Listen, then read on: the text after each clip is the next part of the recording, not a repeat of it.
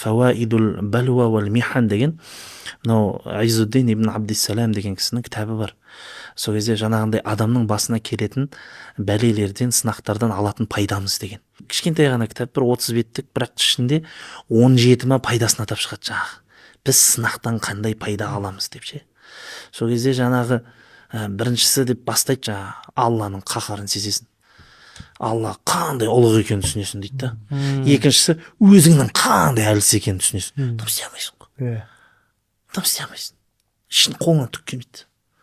Әлемнің барлық ақшасы қолыңда бар ма, не бар ма, кім болсаң да, қандай креслода отырсаң да, қаншалық танымал болсаң да, дым істей алмайсың. Варианттық дұға деген түсініп тұрасың. Көрдіңіз бе? Алланың ұлықтығын сездің. Оказывается, любой моментте бақыттың шекараңа жетіп тұрған кезде еш нәрсе болмайды ау деген кезде деп Құдай тағала жаңағындай любой жерден қысып қалуы мүмкін екенін түсінесің дейді да. Жаңағы сынақтан алатын пайдамыз ғой енді, көрдіңіз бе? Және де не? Ықыласты бола бастайсың дейді да. Өйткені түсінесің, Алладан басқа ешкім сені құтқара алмайды, ешкім сені алып шыға алмайды.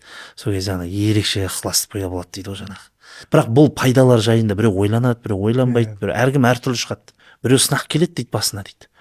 Құдайын ұмытып, просто жан-жағын барын боқтап, быт-шыт болып ішіп кетіп, жаңағындай сөйтіп кетеді дейді. Біреулер бар дейді, жаңағындай ғибрат алып болсын, ғибрат алып, Раббысына жақындап, Аллахым түсіндім, сабағыңды алдым деп, жаңағындай болды, кешірші деген сияқты. Алла тағала сөйтіп кетіп жүргізіп жүреді дейді, жаңағындай. Көрдіңіз бе? Адамдар сатылар әртүрлі ғой енді.